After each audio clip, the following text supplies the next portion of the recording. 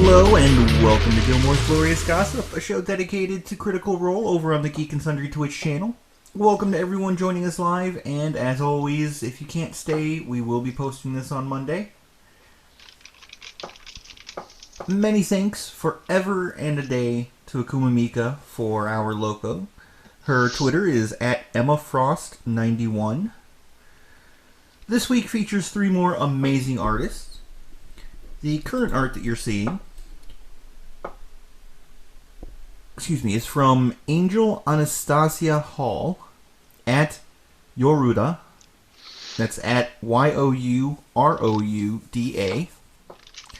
And later you'll be seeing pieces from Bard Bird at Holly Oakhill and Megan Hearing at Late KKS. Or Late KKZ, not S. If you'd like your art featured here, please let any of the show's hosts know via Twitter, either via our official Twitter at Gilmore_gossip, or our direct Twitters, and we'll do our best to get it to you, get it on the show. Oh, it's one of those days. Of course. Yeah, but we're going to get through this. It's because we're without Kat tonight. Well, we'll make it through. Yes, that and the episode we're covering was... Ooh, what emotional. A doozy. But while you guys are here, don't forget to like and subscribe so you can catch us each and every week. I'm Akiva, found on Twitter at AkivaDavid, and joining me today is my excellent friend. Please introduce yourself and tell us what is your least favorite class race combo and why. Hey everybody, Kalia here, otherwise known as at Cosmic Candy on Twitter, CosmicCandi. Least favorite race class combo.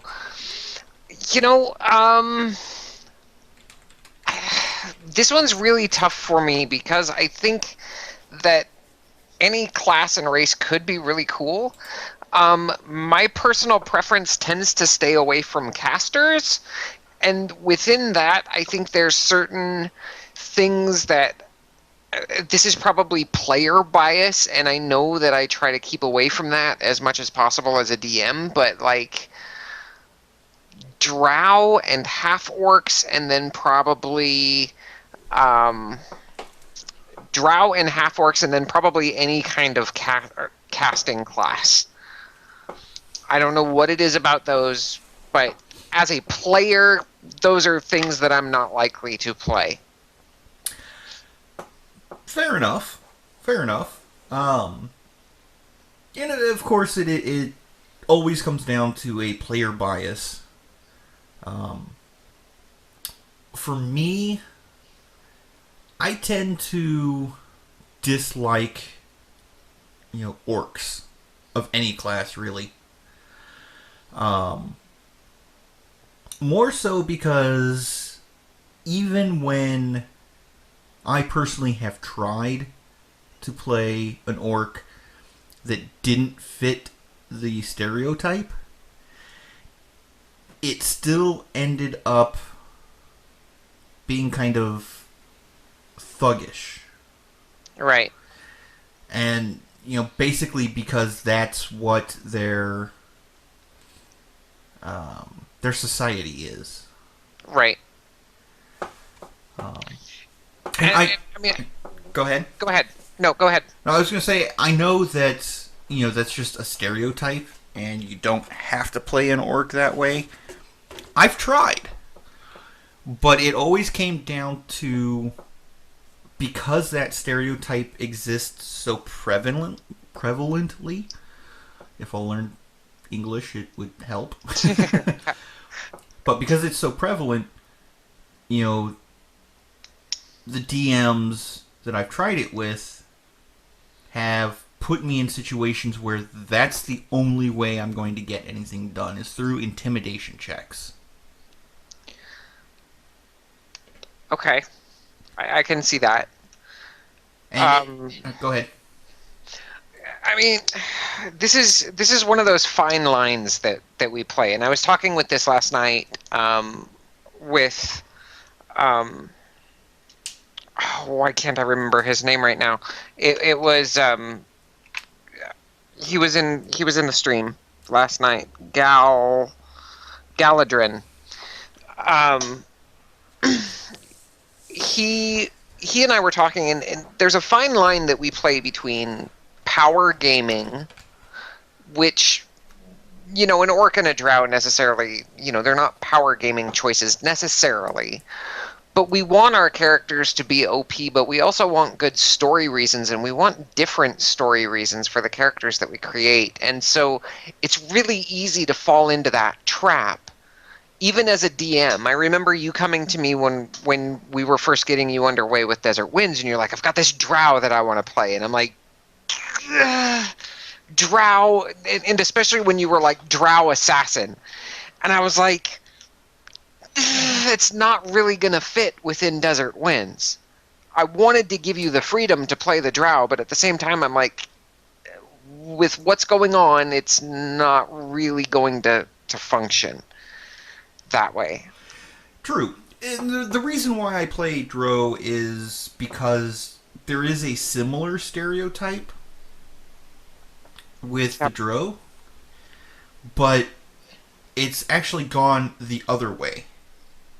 Everybody that wants to play a Drow or wants to DM for somebody playing a Drow takes it with, oh, well, they have to be good guys because they're trying to rebel against their homeland or whatever.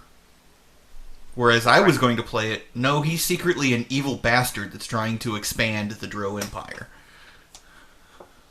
But, I see your point in that really would not have fit Desert Winds. It would have made some interesting inter-character play, but in the end it would have detracted from the main story. Right. But the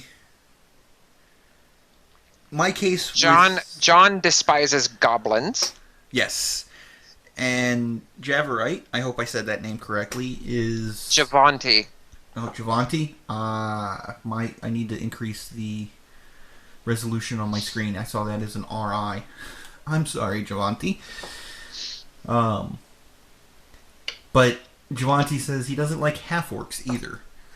And, that sort of fits in the thing. And, I do understand that within the world of Faerun specifically, that is sort of the stereotype that goes around. So it does sort of make sense. But at the same time, a lot of people drive it home just a little too hard, so that it's no longer fun. Right. Yeah, it's that fine line that we get as role players. Yes. So. Just real quick, playing D&D this past Sunday, I introduced the group that I'm running for to a bunch of dwarves. They're in a dwarven city, and I took the step away from the stereotypical dwarf in that I had one whose beard was just starting to come in. And so they went and dealt with this orc threat that was outside the walls of this dwarven keep. And once the party dealt with that, this same dwarf whose beard was just coming in is like, how'd you do that? And he started asking them all of the questions about, you can do that? It was fun. It was a lot of fun to step outside of, all right, mail's right over here, let's go get to it. Yep. And, there's a lot of different aspects to each of the different races, and it's one of the things that I feel makes D&D so inclusive, because it doesn't matter what your background is in real life. There's a background in D&D that you can associate with. Right. Just looking at the player's handbook, I saw this stat yesterday as I was looking at Adventurers League stuff. because Adventurers League limits you to the Player's Handbook and one other source book, whether it's with the exception of backgrounds. You can still pull your background out of any source book, but with just the Player's Handbook and all of the options listed there, you have well over 3,000 combinations for characters that you can create. Indeed. And most people just scratch the surface of that. So, I mean, it's mind-boggling when you try to get down into, I want to play everything, and then you realize you don't have enough time in your life. Right. Right, and not only that, but playing everything, you're going to find a lot of stuff that you're not going to actually enjoy. Yes. But that will bring us into our single pre-show announcement this week. So this coming Thursday, there is a Critical Role episode. Next Thursday, however, the majority of the cast will, I believe, be at Burning Man. Yeah, that's what they're getting ready for. So that being the case, the show will be carried by Liam running a one-shot set in the canon universe of Exandria. Yes! Looking forward to this. Liam was amazing the last time he helmed the ship. What's really getting to me is that it's in the canon universe. So what happens in that one-shot could affect Vox Machina. Yeah. Yeah. I'm excited for it. I'm excited to see what Liam has come up with.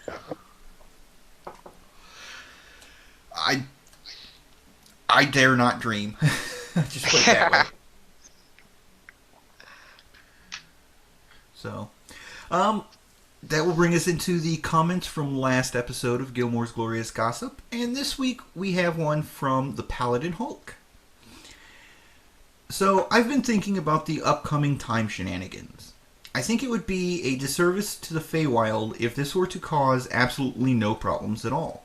But rather than coming back to a future where all of Whitestone had been wiped out years ago, I think it would be cool if Matt went beyond the stated rules for the Feywild and sent them to the past. I'm a huge nerd for time paradoxes, and would absolutely adore this kind of twist. What if they could save Uriel? To clarify, I don't think that this is going to happen, but man, it would F up everyone's expectations. It's really interesting. I'm one of those that I look at time paradoxes and my brain just starts to hurt. Even time paradox movies and stuff that have hit Hollywood, I try to wrap my head around them the best that I can, and I take them at face value, because I don't do well with them.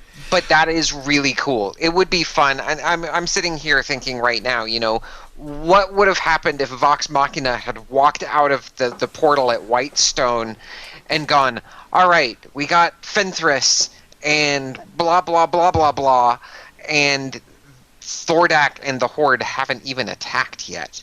And everybody is like going, what are you talking about? That would have been cool as well. However, I'm a believer in the many worlds or many realities theories. Right. So there's no such thing as a time paradox to me. Once you go back and you change something, you're suddenly in a different timeline. For me,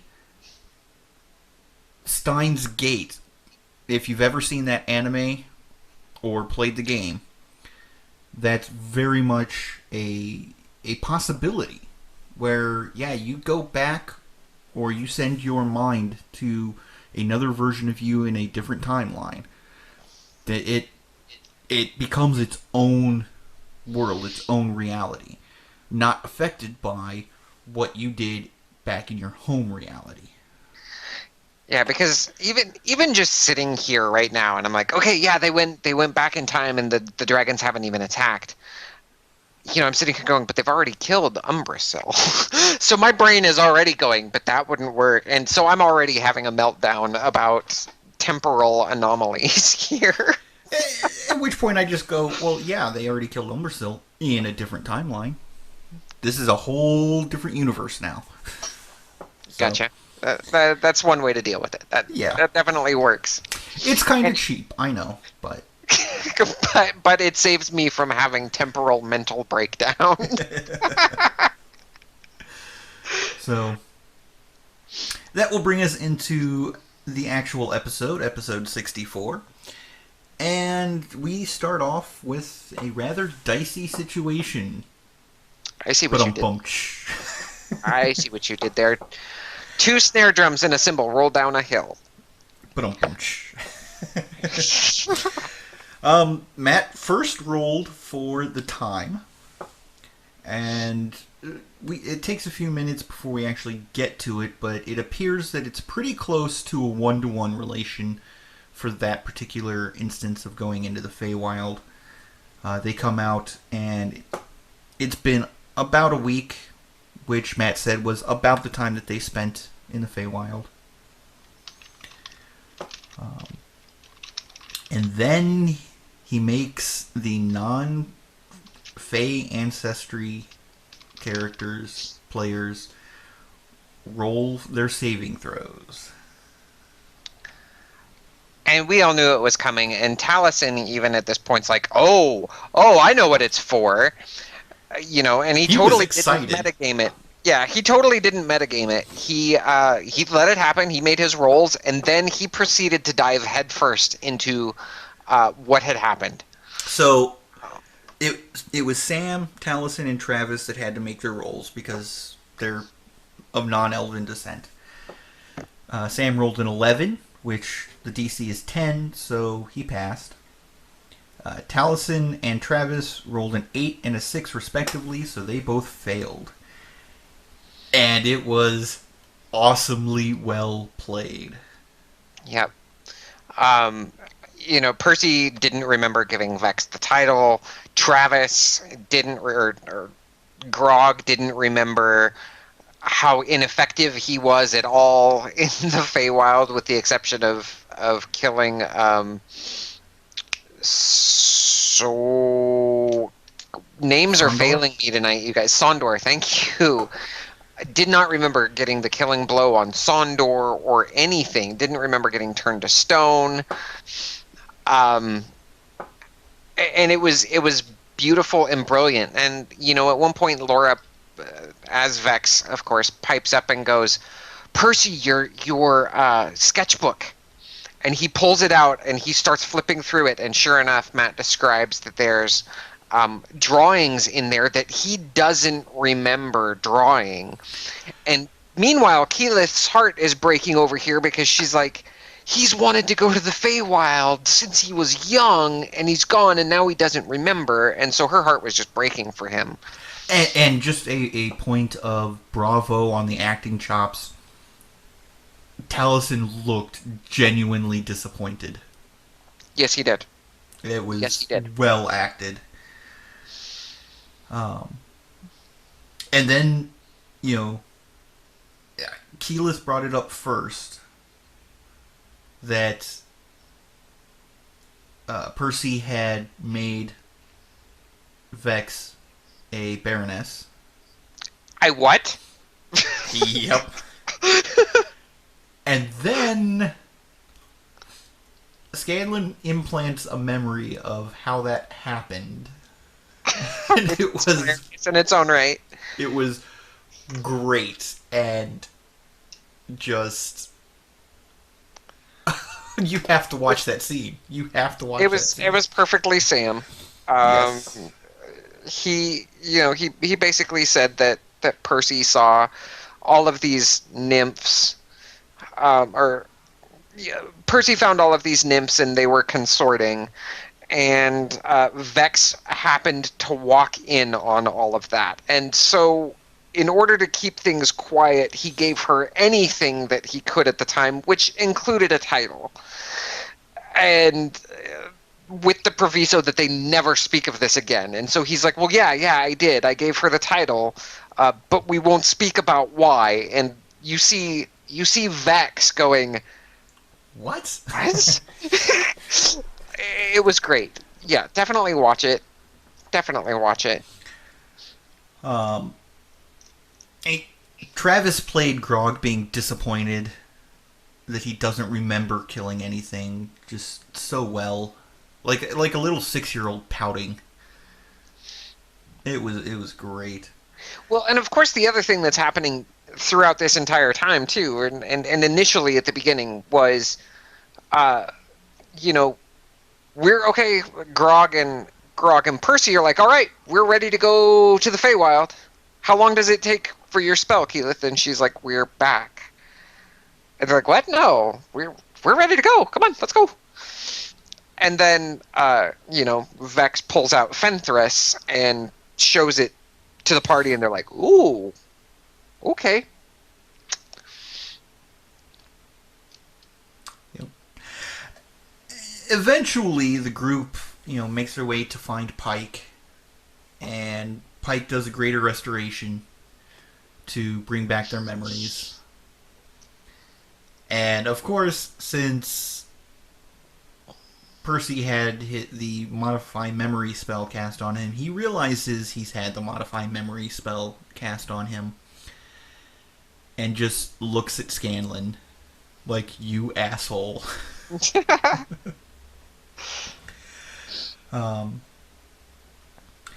But the party eventually starts making their way back to the castle to discuss their next move, file the title paperwork, and check in with everyone.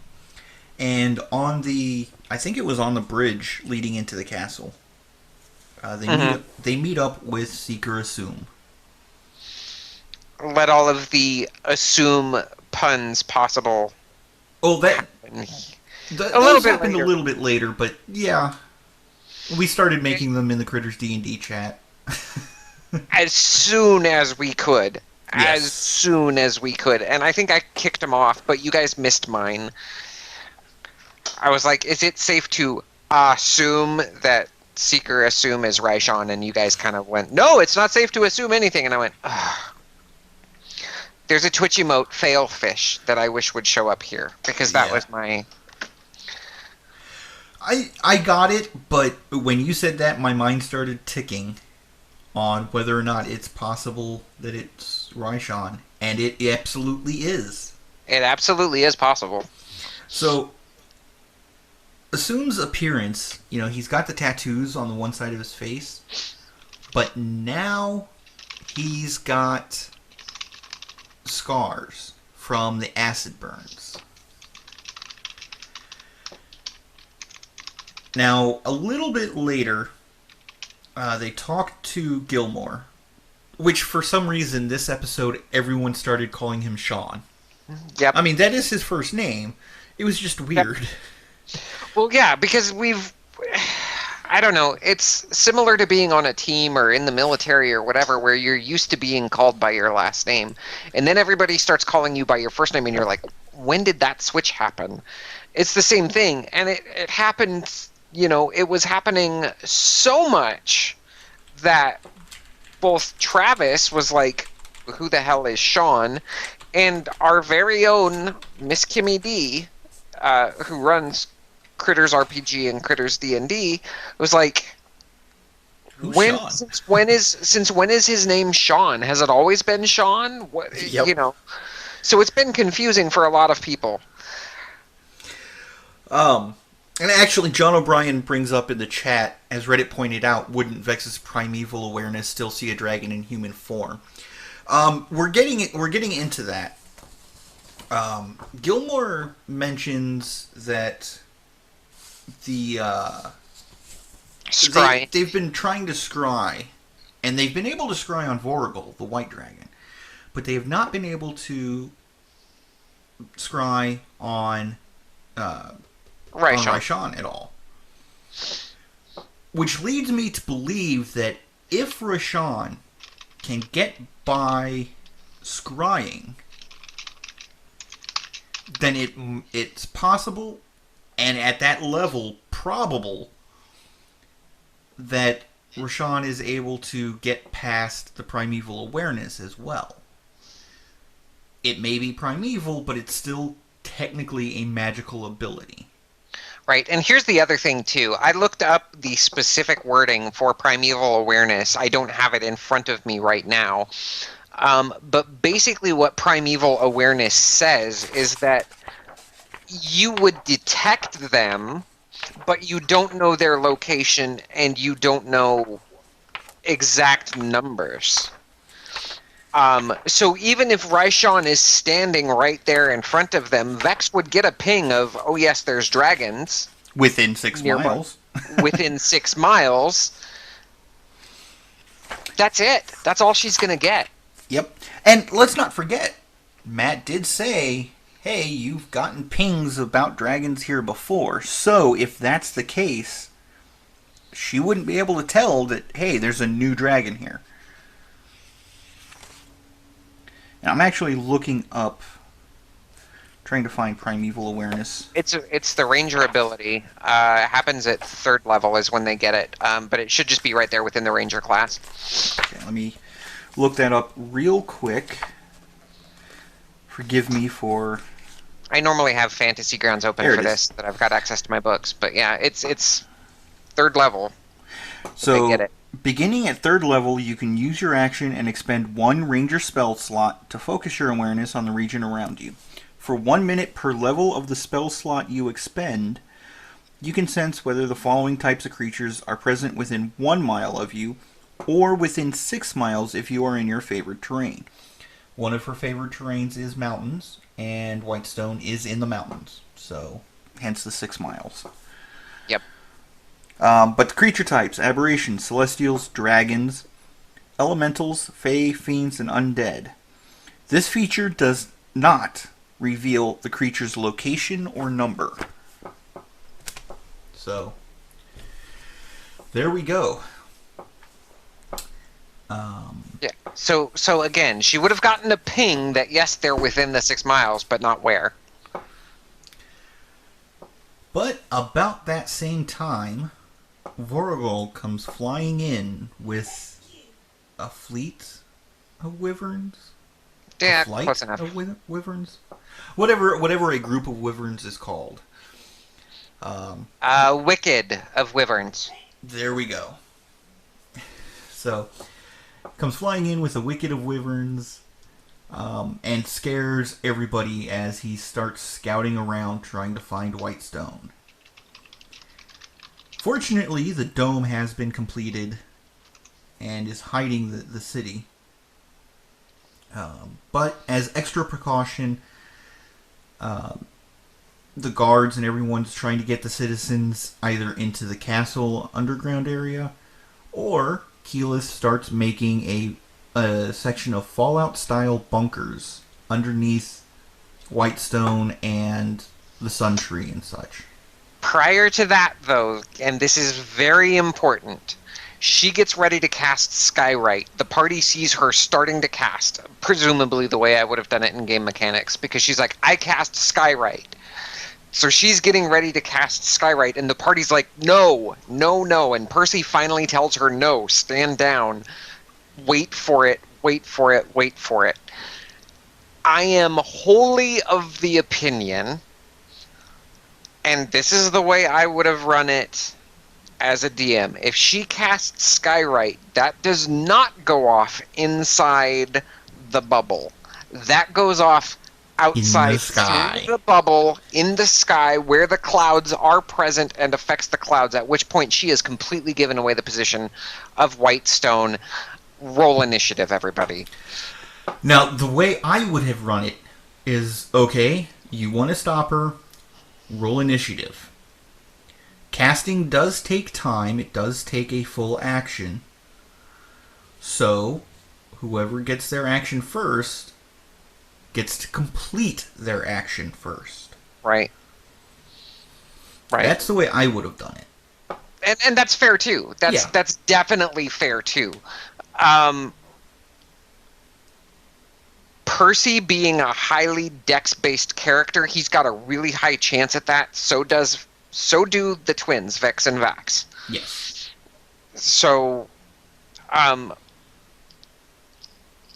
for the sake of argument, though, I mean, Matt took it in the sense that they see her starting to cast and they're like, no, no, no, no. Which is just as valid because Just as valid. Yeah, I mean, it does take verbal and I believe somatic. Skywrite. Look at it. I'm getting it now. Oops.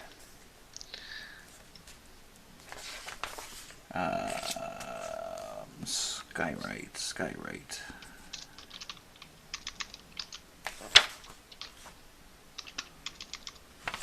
Huh. Does not seem to be... Maybe it's a druid ability rather than a spell. Or it could be taken from a different book. It could be wizard. I think it's actually a wizard. No, it's not on the spell list at all. Let me take a look at elemental evil then. Anyway, we'll keep going. Yeah. Either way,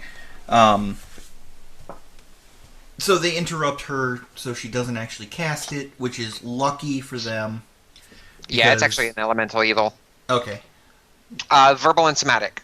So, yeah. Casting time, 1 action. So they would have seen her, starting to move her fingers and start speaking. But they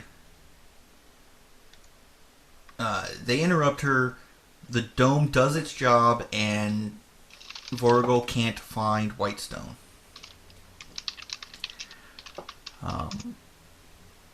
Some further information was that the last time that they had scryed on Vorgol was, I think they said 3 days ago. Right. So it took him 3 days to get from wherever he was to Whitestone. And Matt did the math on it because Laura had asked him how fast can they travel, and Laura asked, and Matt did the math, but he never announced the math to us. And I was paying close attention to that because I watched it a couple times, and he never gave us the math. No, he didn't. But, if you go per book on their flight speed, that's for their movement portion of combat. Double that for dash action, and then multiply that by however many, there are 10 rounds in a minute, however many minutes there are in a travel day. And there you have your distance from Whitestone to Draconia. But, after Vorgol and his wicked of wyverns, fly off, the party, Gilmore, and Assume meet in a tavern to discuss future tactics. They get a little bit of information about what's going on in Iman from Assume. They get further information about what's been going on within Whitestone from Gilmore. They find out where Allura has been. And unfortunately, I don't remember that well exactly what was said there. Well, Allura and Drake Thunderbrand and Gilmore and even Pike had all been working on the dome. Yes. And apparently it is brand new magic. Yes. So it'll be rather interesting to see how well it withstands the test of time. But it's there in the tavern that the cast of Critical Role start making all of the different Assume puns. And every time they say the word Assume, they say sorry to Seeker Assume. Sorry. Yep. Once Scanlan even said something about some asshole. Sorry. He said, yeah, we all know he's an asshole. Sorry. And then he keeps going. Yeah. And yes, John, this is new magic as opposed to old magic. I thought the exact same thing when when he said that. Uh, Of course, when that got said in both this chat and the Critters D&D chat, unfortunately, the song by The Who, Welcome to the New Boss, Same as the Old Boss, I had that running through my head, and I can't remember the name of that song for some reason. So yeah, the party starts talking about everything here, about how they're planning to go forward. Vax takes Gilmore aside and checks on him. How are you doing?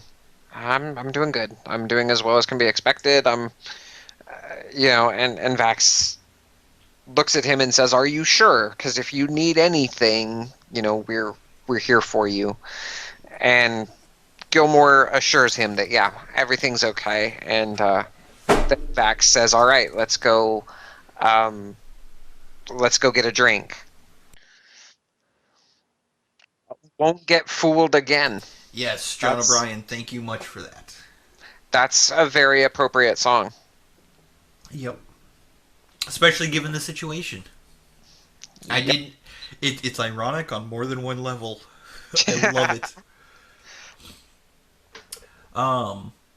But this is also where they get the idea to move the conference table down into the ziggurat in order to be as close as possible without being dangerous to the orb of whatever. Right. And this works on so many levels. Yeah, it was actually a really brilliant plan by Percy, and I think they've had the idea before. I know that we had the idea before in Critters D&D, and I think we promptly forgot about it. All I know is that means either the cast is on very similar wavelengths to many of us, or they're psychic. Yeah. Well, I mean, I honestly think that we are on similar wavelengths to them. I agree. I think to a degree most players are. We all have a different way of playing things, but in general, we come to the same conclusions given enough time. Yes. And there was one comment that sort of exemplifies that in probably a not reliable way, if that makes sense. There was a comment on last episode about how the party had assumed that Artigan was Garmelie. Mm-hmm. And the comment pointed out Garmelie had the same color hair as Artigan, and they were wearing the same jacket. Okay. In real life, that is the worst. You cannot go with that in real life. Yeah. But it worked in this case. You can't just ask somebody if they're Artigan or if they're Garmelie, borrowing from Mean Girls. Oh my god. Anyway. But yeah. But by the same token, we all sort of had that notion. I said last episode, I was completely oblivious to this. Now, as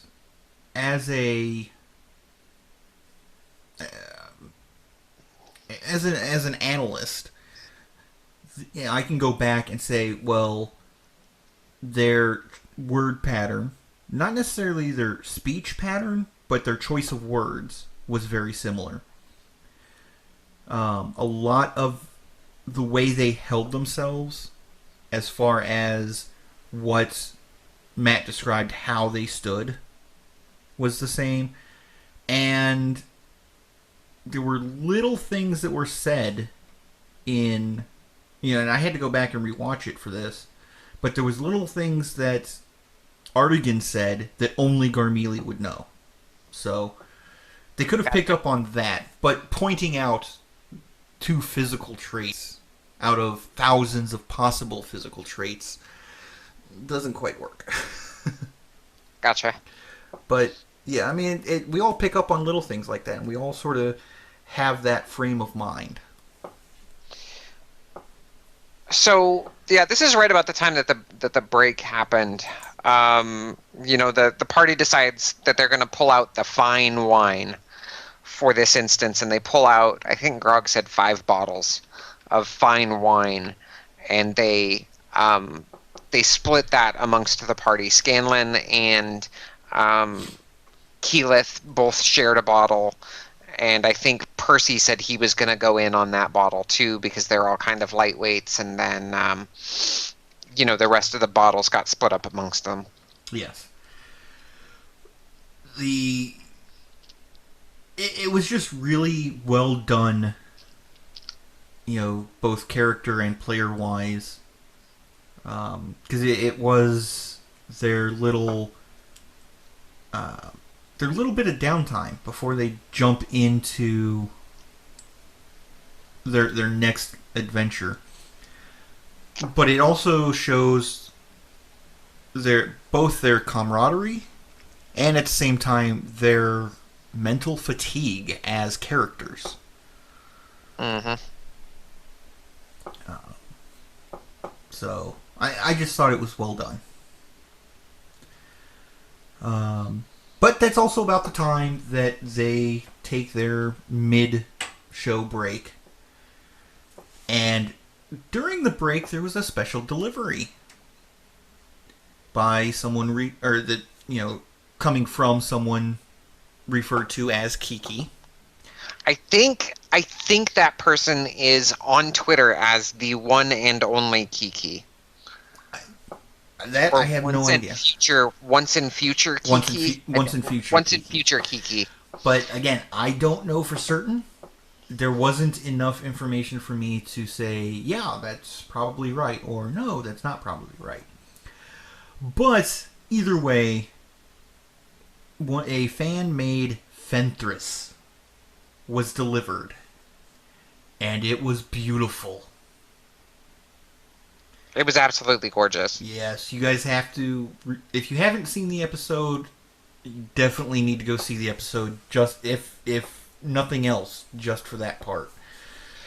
Stay because there is so much more coming up. That's wow. But that bow was awesome.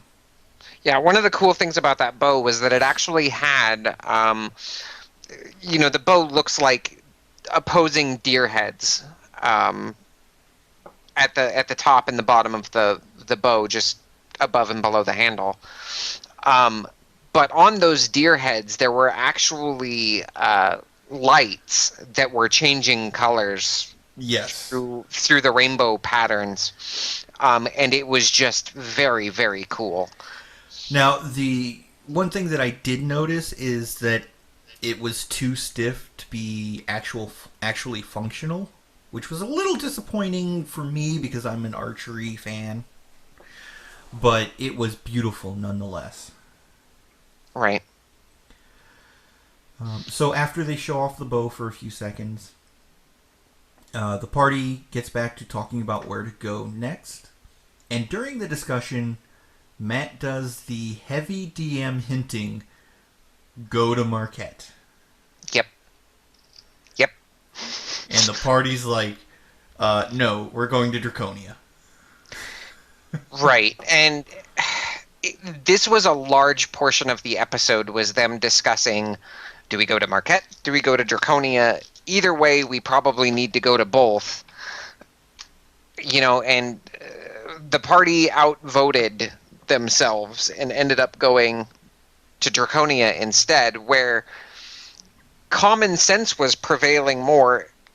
Out of character, the entire cast is going, this is so dumb, why are we doing this? We're doing it anyway. Because that's the way Vox Machina works. Right. Take the worst idea and run with it.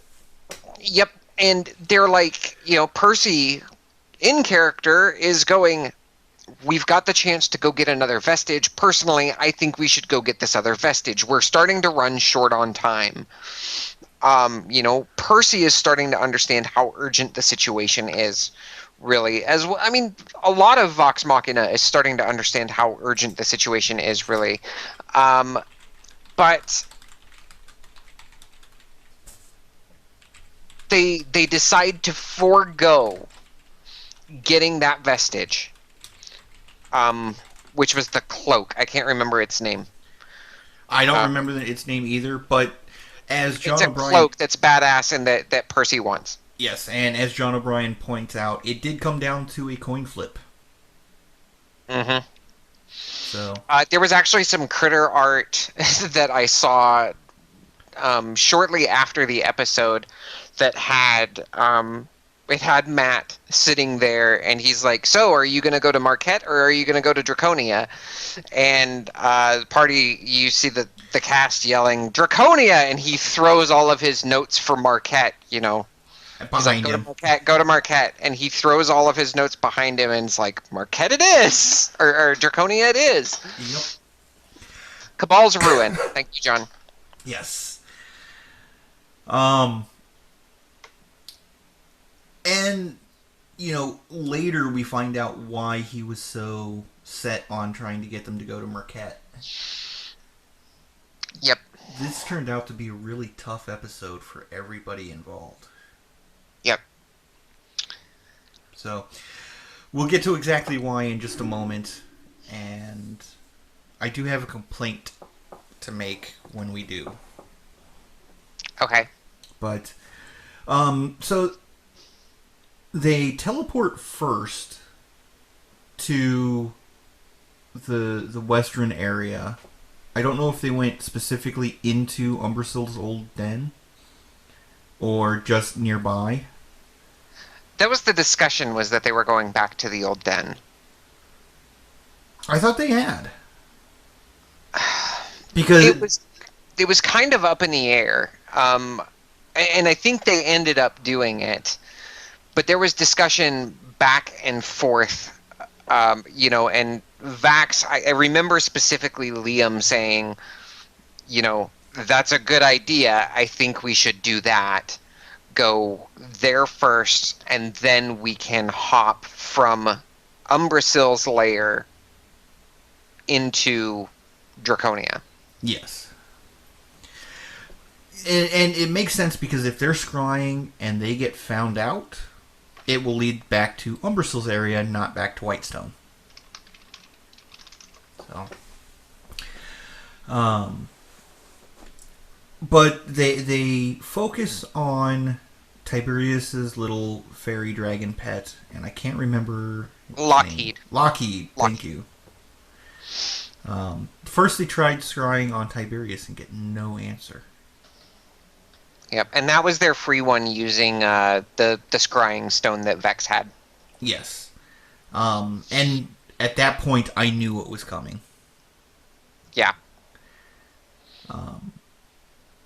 And I think the players were a little bit in denial, because they were looking at it as, oh, he escaped and is no longer on this particular plane. Right. And, to be fair, I don't think it was just the cast that was being hopeful. There are a lot of members of the Critters community that were hopeful of that, too. Yes. I am not one of those critters. Neither am I, but then again, we are DMs, so we know how they work. And just a real quick pause. Thank you, Kim. I'm sorry, I can't pronounce your last name, but thank you. Skjelvag. Let me know if I'm close. But many thanks. They went to the Giant's Cave outside of Whitestone. That was the cave they went to. I knew they went to a cave. Because they had talked about going to Umbrasil's lair, I thought they had gone there. But no, Kim is correct. They went to the Giant's Cave.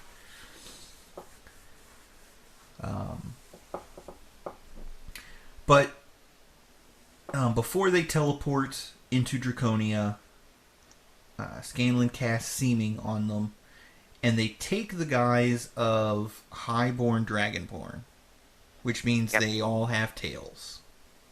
Yep, they went metallic, but they all had tails.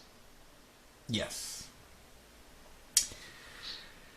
Oh. So when they get there, they come out of this tree because they used keyless transport through trees. And Vex and Scanlan fly in on the broom, so they have no problems.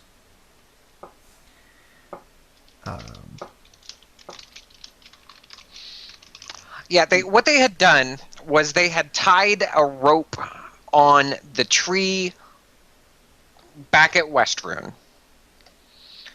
They opened up the portal. Sorry, Whitestone. They had opened up the portal. They started walking through. Vex flew through with... There was somebody else on the broom. Percy, I think, was on the broom with her. Percy and Scanlan. Or no, Percy was not. It was Scanlan on the broom with her. Percy... was on the rope with Grog. Was on the rope with Grog. And just after going through, Vax caught Keyleth and swooped in and protected her as they hit the ground into the snowbank. That's what it was, because we got that awesome wing ball moment. So as the party goes through, the spell only lasts for a single round. At the end of that single round, the spell dissipates, and now their rope gets cut off. So Percy and Grog both take falling damage. Well, Grog tries to catch Percy, and actually prevents him from taking any damage. Grog takes it off. That's correct. Yeah. But there was a really cool critter art piece of all of that happening with Vex flying in with Scanlan, no problem. Vax flying in, wing balling Keyleth and saying, "I got you." And then I haven't seen that piece. And then there's the picture, Grog and Percy falling, and Grog saying to Percy, "I got you." It was cool. What I saw was somebody posting when Grog tries to catch Percy, and it was two young kids, like a 5-year-old and maybe a 2 or 3-year-old, and he's standing about 2 feet off of a deck, and this little girl, 3 years old, comes running off and jumps at him and tackles him to the ground and catches her kind of, but they both end up on the ground separated, and they both laugh and get up okay, but it was the perfect little gif. Absolutely. So the party continues on, and they're seen by a group of lizardmen, but sort of ignored. Eventually they come across a cave, and there are some tailless dragonborn that try to take them as slave labor. Yep. And Vex really shined in this moment. Absolutely. The Dragonborn were all speaking in Draconic, so Vex was the only one that could understand them and speak back. And if it had not been for Vex, I'm going to go out on a limb here. If it had not been for Vex cowing to these Dragonborn and saying, "Look, we screwed up. We don't know a lot about your culture, and we made our best educated guess, and we guessed wrong. We're not actually Dragonborn." At which point, this Dragonborn looks at them and says, "You certainly look like Dragonborn, so, you have 10 seconds. Yes. And had it not been for her excellent diplomacy, it would have come down to a fight. Yep. But the Ravenites, as the group called themselves, take Vox Machina to their chief, Tuma. It's not a tumor. A female dragonborn. Kind of on the old side. And, of course, the cast immediately jumps in, making fun of Tuma's name. And you can see Matt, every time. Yeah. Why do I even bother coming up with names that fit these people if they're just going to get made fun of? As soon as he said the name, I was already typing "It's not a Tuma," and I think I got it out just before the cast said "It's not a Tuma." Yeah, Travis was the one who said that, I believe. But yeah, the timing on that was just perfect, Kalia. And of course, being as good-natured as possible about it, Matt pops up with, "Yeah, if you think my name is bad, you should have met my childhood friend Pervon." No, actually, that was with Assume. That happened. With Assume. That was Assume. Okay. That was Assume. Yep. Okay. Never mind then. I'm sorry. It's okay. Either way, I think that's rather interesting. If Assume, because is Assume a full elf? I believe so. That would make sense. It is possible that that he knew Pervon. That's an interesting little story that I want to hear about. We'll probably get it. Maybe in the source book that Matt's putting out. Fingers crossed. So they discuss with Tuma about what they can do, what they should do, and Tuma wants to attack right away. But as they figured out, during their discussion back in Whitestone, if they attack another dragon, that's going to kick off the war. Yeah. And the party is still realizing, especially at this point, the party is realizing coming into Draconia was a really bad idea. Yes, we were able to scout out this dragon's lair, and we potentially have allies here in the Ravenites. But of course, this was a really bad idea. Yeah. And, the Ravenites... Well, before I get into that, I just want to point out, John O'Brien says, "Assume is a halfling." So, and halflings don't really live long enough to have known Pervon. So that's rather interesting. But as I was saying, the Ravenites, of course, being lowborn, dragonborn, they were seen as a slave class. And Tuma was concerned that they had simply traded one servitude for another.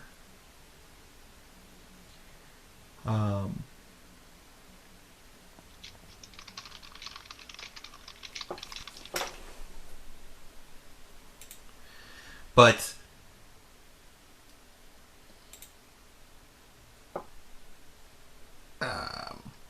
they finally get around to convincing Tuma that they need some more time.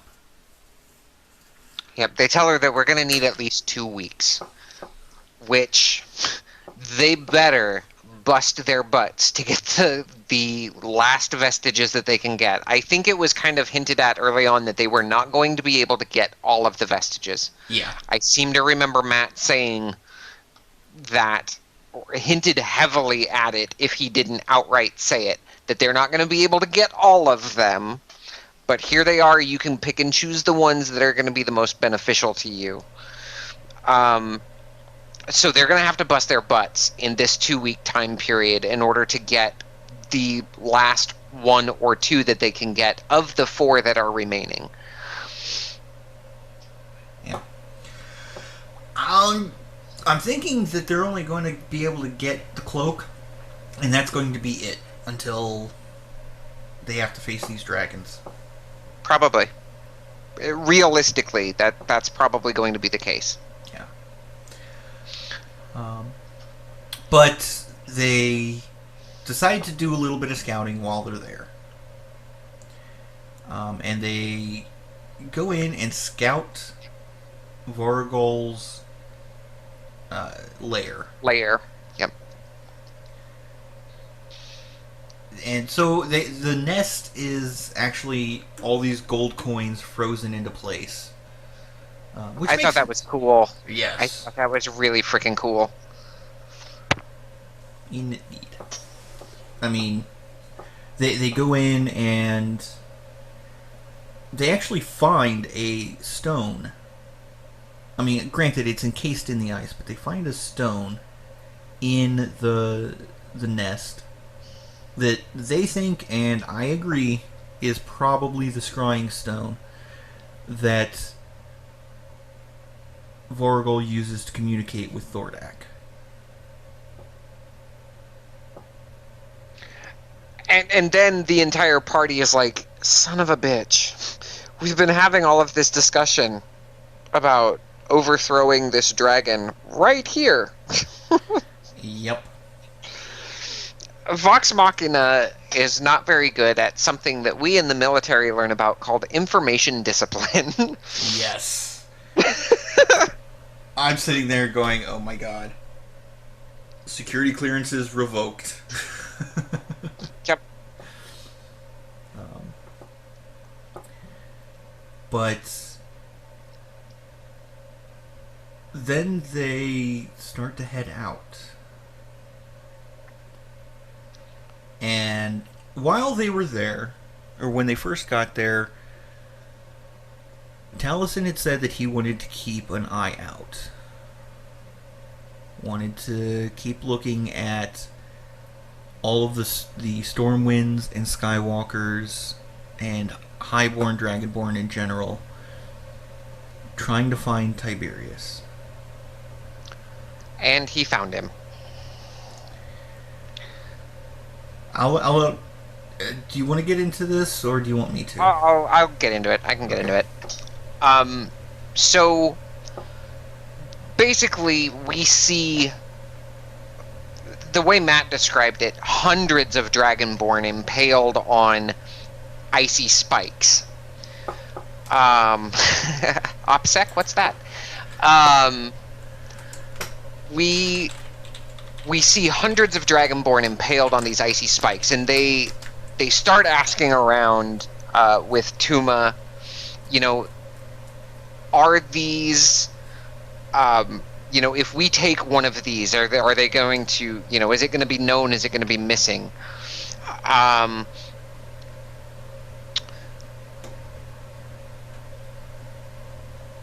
And Tuma responds and says, one will not be missed. If you take more than one, if you take several at a time, then yes, definitely it will be noticed. But one is meaningless to us. And Matt says, there, locked in the moments of valiant defense of his city, frozen and lost, the remains of Tiberius Stormwind, who, edit there, left a hero defending his people. And Vox Machina pulls him off of this spike, and they take him to the library. They find the library of Draconia, and they take him there, and they de-thaw him, and they provide an entombment for him, not a burial, an entombment. Mm-hmm. That actually comes a little bit longer, Javante. Not too much later. No. What Javante is talking about, that actually happened back at the nest. Javante asks, "What about Scanlan changing Tuma's memory?" While they were there at the nest, Scanlan had mentioned Whitestone, and Tuma threatened you better come back, otherwise we're going to tell, That's right. about Whitestone. And Okay, yeah. so Scanlan Yep. modified the memory that they had actually said Iman. Imon instead of Whitestone. Yeah. We And- didn't mention it because at the moment it's not really of any big consequence. As long as the dome holds, then Whitestone should be safe. Even if the dome doesn't hold, Vorgol already knows about Whitestone. I'm thinking it has something to do with the note that Scanlan left on Greyskull Keep. Yep. Come find us in Whitestone. Plus all the scrying that's been coming from that particular area. So I think it's a moot point for that, really. But continue, because... So yeah, the party then says, all right, if you want some kind of show of our power as a promise to see that we're genuinely going to come back, this is it. And they basically entomb Tiberius, and Lockheed, is trying to presumably wake up Tiberius and wants to stay there. And Vex pleads, she just says in Draconic, it's all right, and essentially pleads with Lockheed to come back with them. And so they entomb Tiberius, and then they go outside the ravine and they make a stand of trees. And I actually have this entire section written out with few exceptions. I've glossed over bits and pieces of it, but this last section of the episode, I had a major art craving, and I need to see this happen. John has a question. Akiva or Kalia, do you know how teleportation sigils work? Is that normal D&D or Mercer homebrew? It's normal D&D. Yeah, it's normal D&D. Anytime that you use a teleportation spell, you have to draw a sigil. Sometimes, if you're constantly teleporting between one place and another constantly, you generally etch it in, so you save yourself that step. But you always draw some sort of sigil when teleporting. But continue with the scene. Don't. So yeah, the other thing is that one piece that I missed that's really important here. Vax was kind of saying his last goodbyes to Tiberius, and Matt says, even though this moment is super emotional, you get a confirmation from the Raven Queen that Tiberius has made it to the other side. Point of light, he made it to the other side. And, Vax notes it. Well, they set up this stand of trees on top of the ridge, and this is where my mind really started going, where I saw something that could be animated, because this is, as sad as it is, it's very hopeful at the same time. And so this happened, I was watching just the Geek and Sundry portion that was after the break. So this happened at that timestamp of 2 hours, 20 minutes, and 30 seconds. As you gather yourselves up here amongst the ruins of Draconia, the last of the sky's light, the sun, has faded and the night has taken its form. You hear the distant caws of the evening birds as they begin to take to the skies above the ravine. And the party is talking about where they're going to plant these trees and what they're going to do exactly. And so they're able to get up on top of the ravine. And Matt continues, you find a small patch of bushes. You create a single tree that didn't exist there previously. A small sapling now grown to full height. A bastion of a promise to be kept. The party gathers around the small grove of trees that they've created, and they walk through to Whitestone. One important thing here to note is that Keyleth says, to Whitestone again. Taliesin shoots her a long look that I missed the first time watching it, but did not miss in subsequent watchings. Yep. And it also looked like Matt made a couple of notes. So they step through to Whitestone, and this is where I see cinematics of everything happening, and I would love to see this animated piece, all of this portion of the text. I would love to see it animated and turned into something amazing and hopeful. So Matt describes them as they come through Whitestone and says, "The morning sun just begins to rise. You find yourselves to rest, keeping memories fresh until sleep takes you." And at that moment, Keyleth knocks on Vax's door, to which he says, "I don't fuck anything up with words." His quote, "I just open the door and let her in." And then Matt again says, "Whether or not you're taking time to sleep or just ruminate on the events, as it's only been a half a day since you last woke up." He looks at Vex. "You take some time with Lockheed. He eats a little more food and leaps to the window of your room and then takes out over the rest of Whitestone. You process this time, this moment, this memory, and realize how much has been lost through this journey, but yet how much is worth saving, how much is worth fighting for.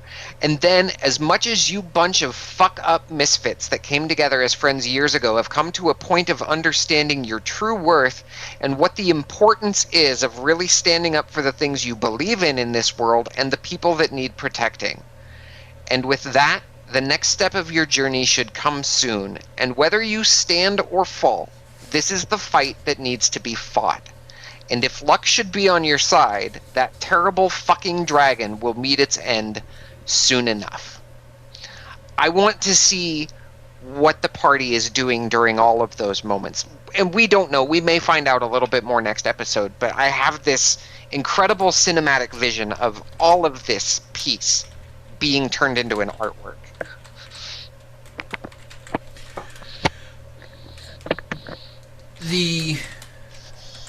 The cast at this point was just in tears. Yep. And I admit, I teared up as well.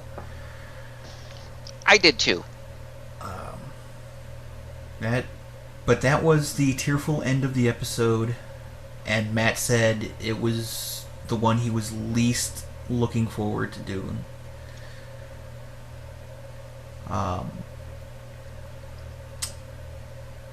But you know, the cast were all saying that they needed a drink after that. So I imagine that they did as they had promised they would do.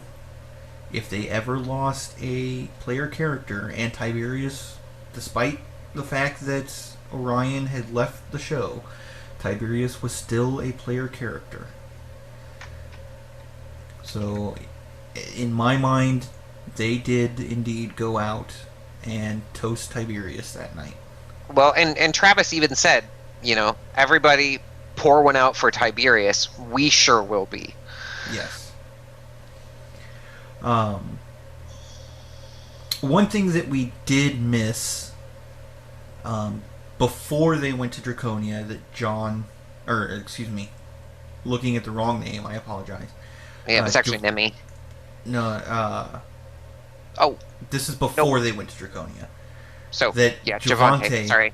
wants to bring up was Vax and Percy's conversation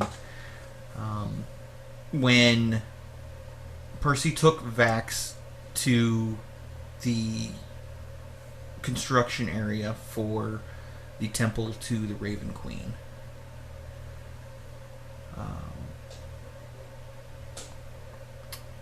It was a pretty somber moment as well. Percy... I hate to say it, but Percy was being insufferably self-deprecating. And in I know for Percy he meant every word of it, but having been that way myself, it comes across as very what is the word I am looking for? Insincere. Insincere. Yeah, it felt like he had ulterior motives there. Yeah. And I'm sure he didn't. But the way he presented it, he did. So. But going back now to, as you said, Keyleth saying to Whitestone, that even if the modified memory took, it is now indeed undone. Hence the other reason why we didn't bring it up. Because it doesn't matter anymore. Here's another thing. I keep saying that the cast of Critical Role needs some kind of out of character signal. Because there are things that can be said in and out of character, and they can be taken ambiguously. Was that in character or was that out of character? On my first watching of this to Whitestone, I didn't take it as Marisha saying it out loud. You know, I didn't take it as Keyleth saying it out loud. Okay, we're going to Whitestone. I took it more as her Marisha. telling Matt. Yeah. Marisha telling Matt, this is where we're going. But if you look at it again and again, it can be misinterpreted. You know, it can be taken either way, which is why Taliesin shot her The look. the look. And when they get back, he says, you know, I left that out of that long piece that I read, but there is a portion there where they say, you know, and as soon as they get back, and we never say the name of this city outside of the city again. Yep. And, you know, everybody's like, yes, never, never, never. And then Scanlan, in classic Scanlan fashion, says, never again. It's a dick move. Loved that. Yep. Hey, LOL and Flames, welcome in. Yep. But, you know, the ending was just...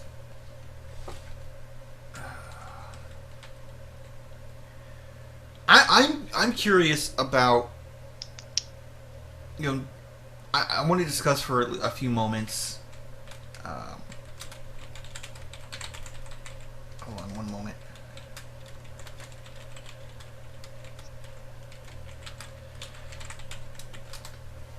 There we go. What are your thoughts on this ending that they chose, that Matt chose for Tiberius? Okay, so everybody knows that anybody that talks to me knows that I'm not the biggest fan of Orion. His personal life and stuff like that. Not a big fan. Tiberius, when he wasn't being insufferable, I enjoyed him as a character.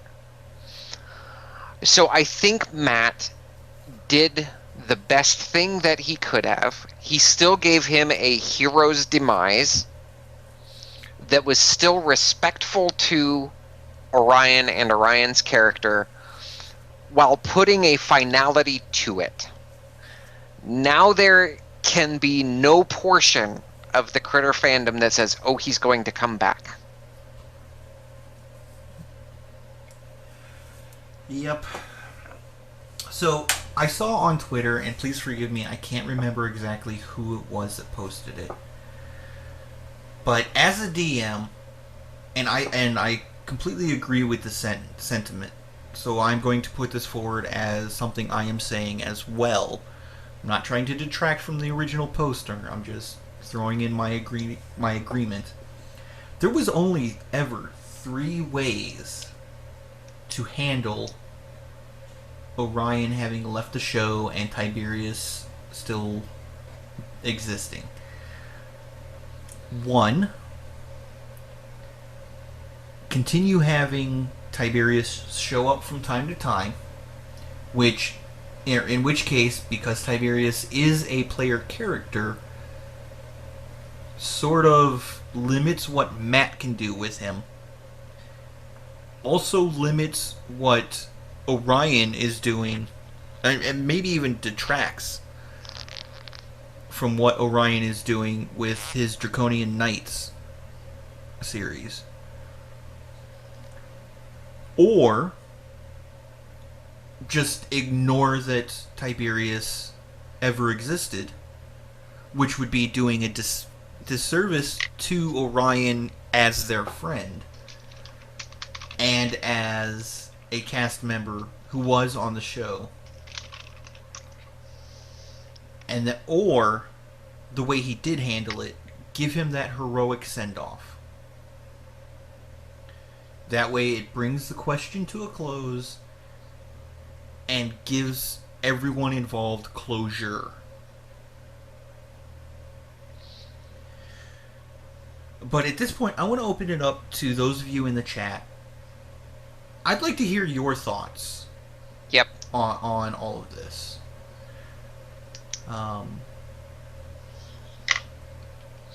It's one of those instances in the game that impacts all of us.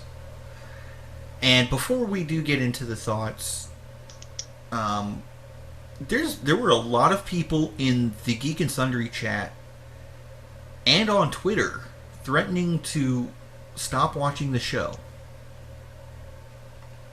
And I don't really understand that myself. So I'd like, before we actually discuss it, before we get into our opinions on that point of view, let's Respectful, everybody. let's talk with the chat and see if there was, if anyone had that sort of thought, or what they thought about the situation in general.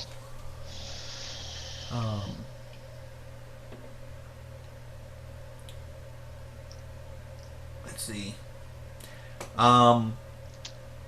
Forgive me if I mess this name up, but Skioru, Skiiohru in the chat, says, I hope Lockheed isn't just gone forever. I hope he remains. I do too.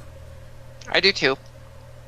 But I think I saw Vex during this episode a little bit as a crazy cat lady, except she's collecting every fantastical beast that she can possibly collect. Pseudo-dragons, bears, onyx, dogs. Yes. Dr. Doolittle, if you will.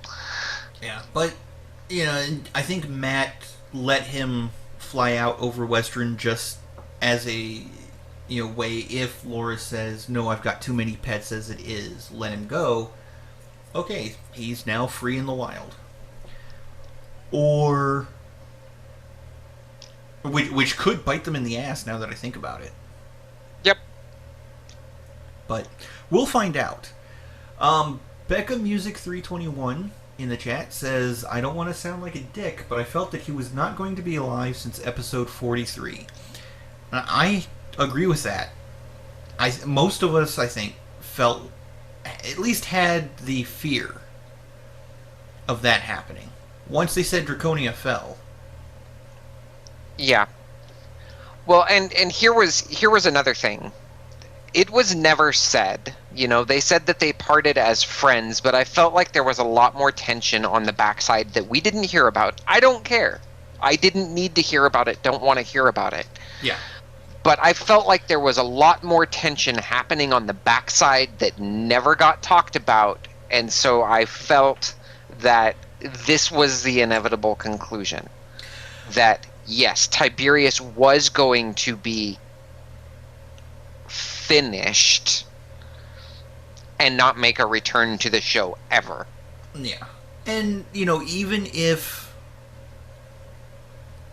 Now, the both Orion and Matt both state that, Orion left for his own reasons, but they have said that there was not any drama there, and that a lot of the drama was being made up by the viewers. which I 100% see happening. By the same token, it's not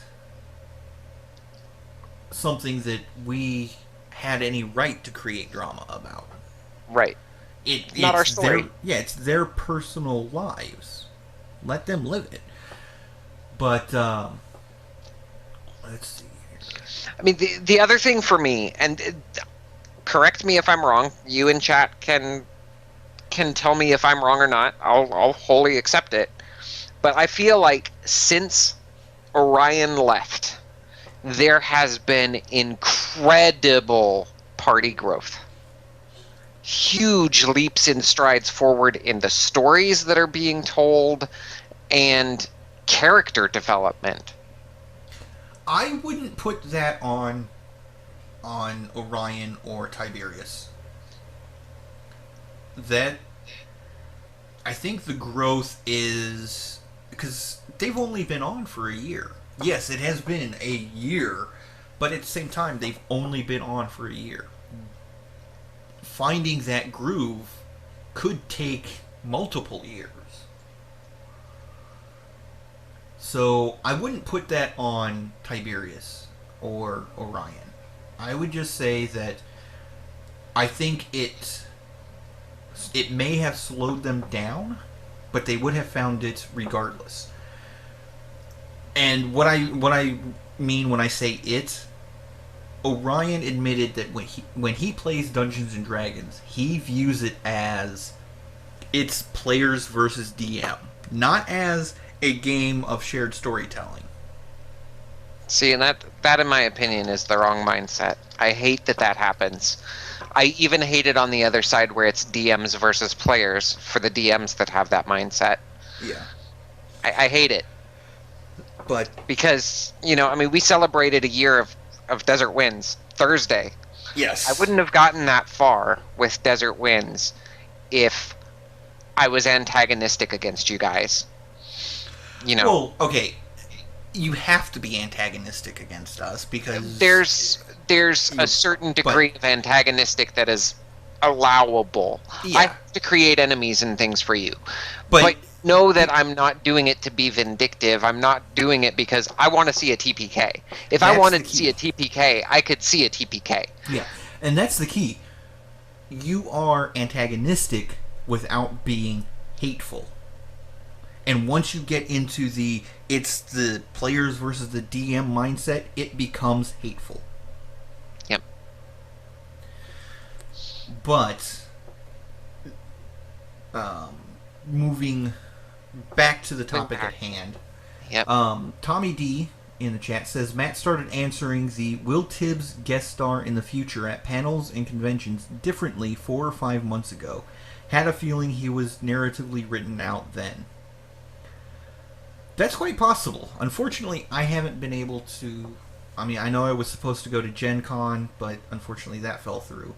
And I haven't been able to really dig into the panels and such as much as I would like unless it was answered at the last 15 minutes that I had to leave at the Q&A panel. That question didn't even come up. Which is true.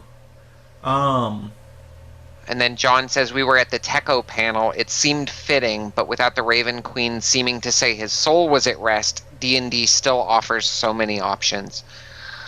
True. Nemi Tsukimori Madoka in the chat. Since the attack on Draconia, I didn't have a good feeling about him being alive, but I wasn't prepared for that, and I cried a lot. And Tiberius is far from being my favorite character. That really is a testament to, not only Orion and Tiberius being, regardless of what you thought of the character or the player, it really is a testament to his interactions with the cast and with Matt, and how highly thought of. Because if I understand correctly, they are still really good friends outside of Right. Critical Role. So the fact that they were able to make this such a touching scene was just amazing. Javante says Orion is more boorish than the others, and sometimes it held the game back. And that was one of my biggest complaints. Was he is what I call a munchkin gamer to the core. Yeah, And but at the same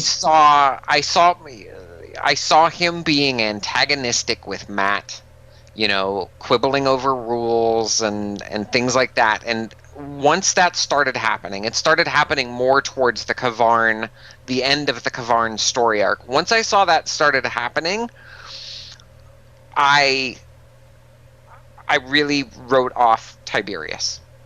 I wrote Orion off, I wrote off Tiberius, and I started looking at the rest of the cast. Again, personal thing here. Yeah, and Tommy brings up that party growth could easily be down to just one less personality. Room encourages growth and opportunity. And that's true. It is very difficult to have that growth time for your character when there are so many other characters in the way, really. And that's not trying to be disrespectful or mean to the other characters, because they need their time too. But every DM has his or her own critical mass.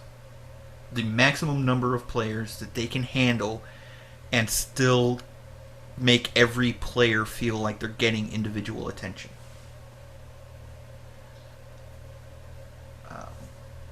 For me, that critical mass is 6. I can run 8 people, but they're not going to feel like it's like there is any one-on-one time.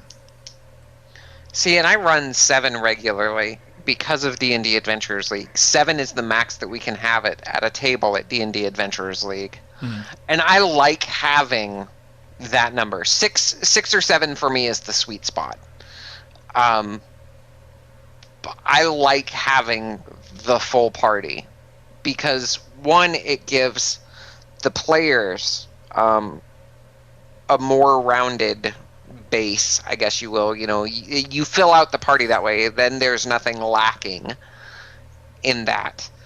And it helps me as a DM create encounters that are interesting. Yes. But I was talking with some people. Who was it I was talking with? I was talking with some people the other day that, and I'm sorry that I don't remember who it was, but they were like, "You run 7 people regularly. I don't know how you do it." I don't know how you do it. 7 is it's insane to me. And I'm like, I don't know if it comes from me doing that with the group of friends that I had when I was running Star Wars and not D&D, because I was running 7 people there too, and I took a 7-year break and I came back and now I'm running 7 people at Adventurers League, and it's so much easier now, it feels like. I just want to respond to John O'Brien real quick. He says he struggles with over 5 to really keep everyone involved. And that just goes back to what I was saying. Every DM has his or her own critical mass. Yep. I have seen people struggle if they have more than 3 players.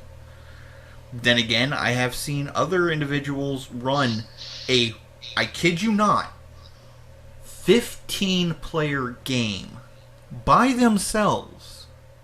That's ridiculous. And it was mind-blowing at the individual details that this DM was able to keep in mind.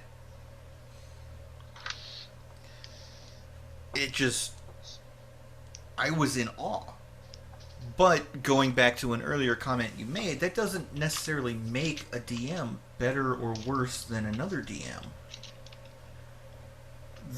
Amazing DMs are DMs that make you interested in the story, make you feel a part of the story, and make you poop your pants at the appropriate time. Yes. Like I did on Thursday. Yes. Because, yeah. Yeah. If you guys haven't seen it, go over to the Critters RPG channel here on YouTube.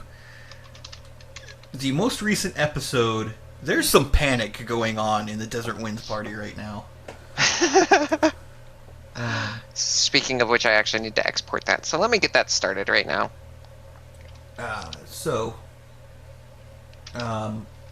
LOL in Flames says, the only thing with that is Matt ran this group before the show for 2 years, but for some reason the problems just manifested now. I really don't... You'll have to explain what you mean by problems, LOL. But I think don't... he's talking about the whole Orion issue. Again, as I was going to say, I don't think the problems with Orion started just now. I think it became apparent to us once the show went live. But that makes sense because we never saw the show. We never saw them play prior to them starting the show. It's, you know, playing privately, there are, especially when you're only playing once a month or so, it's less grating having that adversarial dynamic if it's only the once a month, you know, just during that game. Because, you know, it's in private, and you sort of understand that, yes, there are players like that, there are DMs like that, and there are games for people like that. But it's not our place to say that it was wrong or anything like that. That's between right. Matt and Orion. We can celebrate the growth that we're seeing. We can attribute it to what we like, but those are our opinions. We will never have 100% of the story. Even if, you know, the cast and Orion all sat down and said, this is exactly what happened, and gave us step-by-step on everything. We weren't there. We won't know the exact ambient temperature of the room that discussion took place in. We won't know, you know, how well they had slept that night. There's so many different psychological factors that could have played into it as well. You'll never have that. So, sorry, I'm laughing because John says, you know, that he appreciated me saying that, you know, it takes practice. He says, I appreciate that, but my players' pants remain unbesmirched.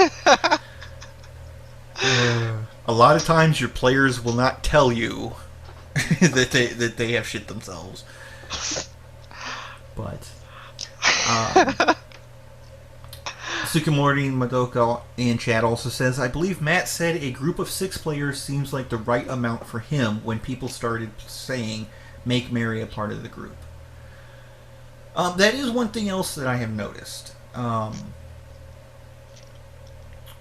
With 6 players, Matt is very fluid, very able to bounce from one player to the next, to the next, to the next, to the next, back to this other player, back over to another, back to the first player, over to the 5th player, and able to do that quickly and on his feet. But even when you add just Ashley, it does sort of slow things down a little bit. And Ashley is a glorious player, and sort of a crush of mine, but that's beside the point. She's a crush of the entire Critter fandom. Yes, but and the games she's in are amazing, but they are also that tad bit slower. Mm-hmm. And it's not a bad thing. It is noticeable, but it's not a bad thing. It's just the way to run things. Even watching Force Grey, which is, Chris Hardwick, Ashley, Utkarsh, Jonah, Shelby, and Brian. That's 6 people. And it's kind of disappointing for me that the Nerdist has edited things the way they have. But I mean, you can see a completely different side of Matt as a DM there versus Critical Role. There, it feels like what most of our games are, I think, is a bunch of friends coming together and having a good time. yeah, Critical Role is a little bit more the business side of Matt, where he's trying to tell a really good story. And don't get me wrong, I think that Force Grey is a really good story too, but it's based on Storm King's Thunder, the book. I think you actually have the that intro backwards. adventure. I think you actually have that backwards. Force Grey is the business side of Matt, because that's not his story. He is assisting in setting up somebody else's story. Well, the thing that I've noticed though is that he seems to cut up a little bit more with the Force Grey group. Is the difference being the Force Grey group is, with the exception of Ashley, they're pretty much brand new. They're still in their rookie years. Mm-hmm. Whereas Critical Role, it's now been going for 3 years. So they've come to the expectation of, we need story. We need content. Not for us, the viewers, but for the players now. Because they're now invested in their characters. Gotcha. As awesome as Ashley is, she's not invested in Dagny, her character in Force Grey. Right. It's interesting for me. Again, I really do enjoy Force Grey. Yes, absolutely. I hate the fact that the episodes are only 30 minutes long. Yeah. And I hate the fact, just as I did with Titanfall, that once I'm done watching that episode, I have to wait now to see what happens next. It's a little bit different for me. It's a little bit different for me than Critical Role. Yeah. It's a weird dynamic. Yeah, and Brian and Chris Hardwick have been playing for a long time, but this new group dynamic. Yeah, new group just coming together is what I was getting at, not the. I should have aspect. Yeah, I should have explained better. They're a new group coming together, not new players just learning D&D. I should have been a little more clear on that. However, John does also bring up a good point. They're all comedians, though. They are cutting up because they know there's a camera there, and it's expected of them. That's the other feeling that I can't shake about Force Grey is that they're performing for the cameras, whereas Critical Role is performing rather than for each other. Yeah, they're performing, but they're performing for each other and for themselves. So, all right, DM's corner. I think that will bring us into DM's corner. Indeed, we have a pretty good question this time. This question is coming from Mila Birch, and I hope I said that correctly, at MILABIRCH over on Twitter. It says, I've been working on my own steampunk system, which borrows from Matt's gunslinger class for the mech work skill set. But because it's steampunk, it lacks the condition of being a real process that exists. Any advice for nerfing it so they don't try to tinker every little thing that comes up? So, anytime that you are creating something for D&D, whether it's a new class, a new race, a new weapon, a new archetype, whatever, there's a thing that DMs have to do called theory crafting. Let me put it this way: the theory crafting has to be done not only by DMs but by content creators in general. Yep. And you have to sit down and you have to compare it to another class of the same level and see if they fall fairly close when it comes to damage, mobility, that sort of thing, and how powerful they are in general. And that's a really tricky thing to do.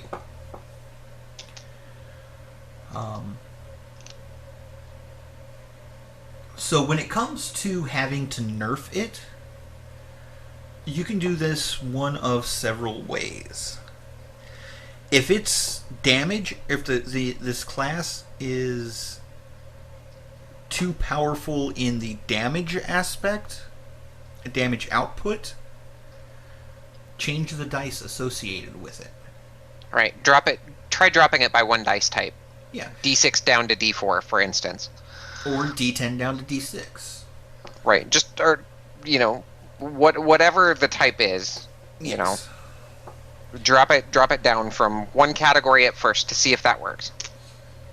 And if you're having problems, that as in the class is not taking enough damage, like the AC turns out to be too high, lower the base AC, restrict what type of armor they can wear.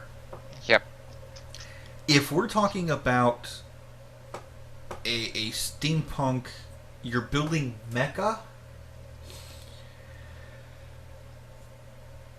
you're going to have a problem in several of these, in multiple of these areas. Right. It's probably putting out too much damage and not taking enough damage in. I would also suggest possibly increasing the DC of any tinkering checks. Make it more likely that they're going to fail. Especially since they're probably the first person in the world doing this. Right, they're pioneers. So naturally things are going to tend towards the 20 to 25 plus difficulty. Depending on level, you may even need to raise it higher than that. But general rule of thumb per the DMG says anything 20 is very difficult, but 25 plus is nearly impossible depending on level. And according to keep that in mind. According to the DMG, and I forget exactly what page it's on, anything 30 and above is considered nigh impossible, or right. even impossible, because I think that they actually cap everything at 30. Right. But I mean, we've seen routinely with Vox Machina, and this is why I say 30 plus is a very real possibility. Yeah. We've seen Vox Machina hit 35, on skill checks before. So it does happen. That's why I say it's kind of level dependent. Yeah, there was a legitimate 41. Mm-hmm. 73 also. Well, okay, that one was not legitimate, but I mean, seriously. I know. I'm teasing. But yeah, I mean, these players with their skills and everything, and with the way that they roll natural 20s, can influence that skill check. So you may have to reevaluate the DC on your skill checks as the party levels. You know, if you have access to their sheets, take a look at their sheet and see what their average skill checks are, you know, in a given skill. And that way you know, okay, I can put this chest that has a nice shiny lock on it that rogue is going to want to try and get into. You know where to set that difficulty for that rogue to make it a challenge for them. Yes. And you know, on the flip side of it, when they go to attack, it's going to be harder to aim. It's going to be more difficult to get the arms swinging fast enough to swing a mech sword if they use a mech sword. So they're going to have fewer attacks. You know, and when I say it's harder to aim, if they have a built-in crossbow ballista, they have to aim, which is going to, if they're aiming from a mech that they have made themselves and they are the first person in the world to do so, there's a bonus AC that's going on for the enemy. I mean, the other thing, too, is that we can nerf abilities by, you can only do this once every other round, or once every couple of rounds, or something like that. You can add in the recharge mechanic that you get with, like, breath weapons. It recharges on a 5 or a 6, or on a 6 only. Yep. So, yeah, I mean, there's ways to nerf it that way as well. So, the thing to keep in mind, as I said, is during the theory crafting, have your experimental class and a set class, maybe even 2 set classes, going against the same enemies, one-on-one, one enemy for each of them, and just do average rolls and see where they fall in. And then you know, oh, well, the damage is too high. Let's take that down a 1 dice category. Okay, now it works. The harder part is if you're trying to combine magic with this steampunk.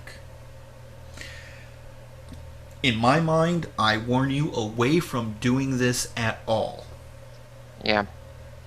Well, I mean, this is also another area where players have to be able to approach you as the DM, and you have to be able to approach the players and say, look, we're forging into new ground ourselves here. We're creating something that has never been done before with your class and your abilities and things like that. I'm willing to work with you to make it fair and balanced for the rest of the players. I'm going to need you to understand that I may nerf this at some point. I'm going to try and give you buffs in other areas to keep things fair and balanced, but I need you to work with me, and I need your understanding on that. Indeed. And if the player gets upset about you having to use the word nerf, don't let them play the class. Yep. I mean, I've got a class archetype for fighter that I've been trying to work on called the Chain Dancer. And I had worked with my DM extensively to make sure that I had some downfalls to the class thrown in. One of the things that the Chain Dancer could do was she could actually make an attack with her spiked chain, which is no longer in 5th edition, but she could make an attack with her spiked chain at every opponent that was within 10 feet of her at one point. As soon as she did that, though, she dropped to 1 hit point and fell unconscious, because that's how much mental and physical exertion it fell on her. So she required her party at that point to protect her. Yep. So I built in that downfall because, yes, that was a really OP ability. And if you have any more questions about theory crafting, let us know. And I'm actually considering doing a series where we talk about specifically theory crafting. And if you guys would be interested, let me know at Akiva David, AKIVADAPHYDD, over on Twitter, and I will make sure that, I go through, and Kalia, I ask for your assistance, and once Kat gets back, I'll ask for her assistance as well. But I will, I'll put together a series on how to theory craft, so you can get an idea of what you need to do in order to test the power of something that you're creating.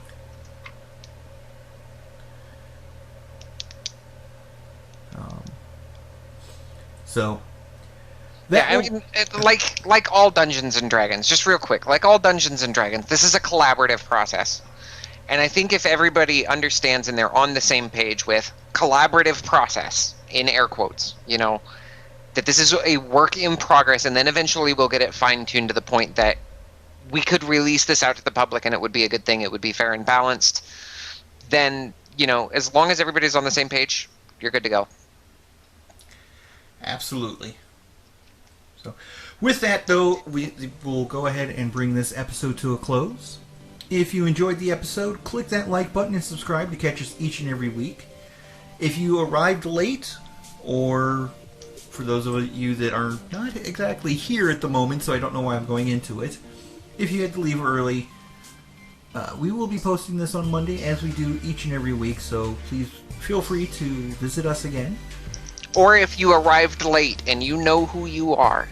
I already said that. Well, I already said that. I have to reiterate it. Okay. But make sure you hit that like button and subscribe to catch us each week. If you have any D&D questions, send them to us using the hashtag DM's Corner. That's DMSCORNER.